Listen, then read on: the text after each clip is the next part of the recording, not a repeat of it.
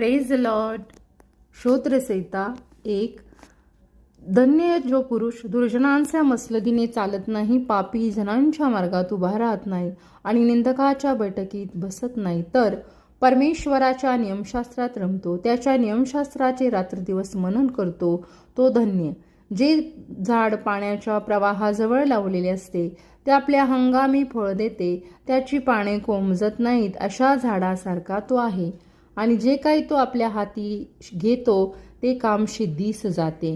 दुर्जन तसे नाहीत, ते वाऱ्याने उडून जाणाऱ्या गवताच्या भुश्याप्रमाणे आहेत.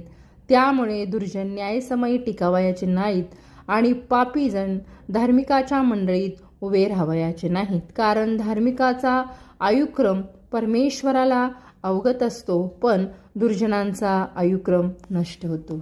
आमेन.